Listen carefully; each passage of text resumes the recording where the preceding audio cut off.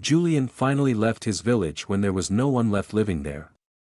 He had never left his beloved village before, but intrigued by the fact that everyone had gone to the city, he decided to go and see for himself what wonderful things those cities had. So he packed a knapsack with a few clothes, put on his best smile, and off he went to the city. On reaching the city, he was given a most unexpected welcome. A couple of policemen stopped Julian and questioned him in great detail. It turned out that Julian had seemed suspiciously happy for someone with hardly any possessions. In the end, the police had to let him go, but they were still suspicious about this apparently simple and good-natured fellow. The first thing Julian noticed about the city was all the rushing around. Everyone was in such a hurry that he thought that there must be something special happening that day, which no one wanted to miss. Curious as to what it was, Julian started following a man who looked like he was hurrying to see whatever it was that was happening. However, after several hours following him, the man arrived at a small flat and went inside. He had done or seen nothing of interest that whole day. That night Julian slept in a park. The park was strewn with bits of paper and plastic.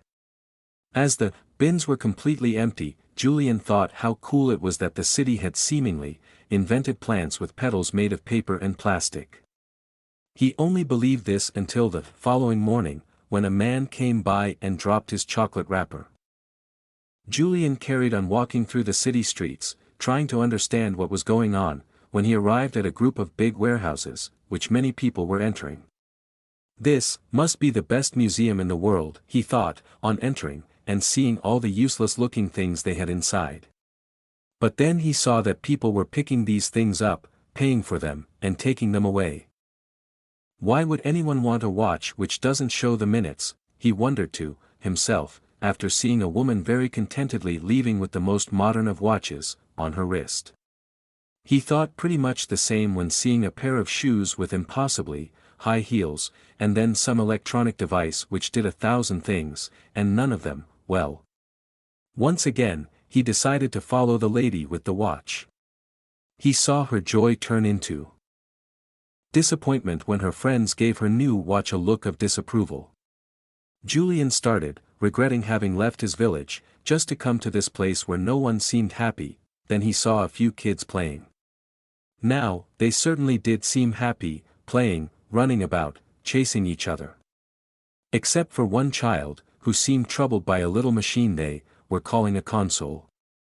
He was hitting it so hard with his fingers, and making all kinds of faces and angry gestures, that when one of the other children came over to invite him to play with them, the boy with the console just rudely walked away. Julian thought that the boy was trying to destroy that little machine because it was making him so unhappy. He decided to help the boy.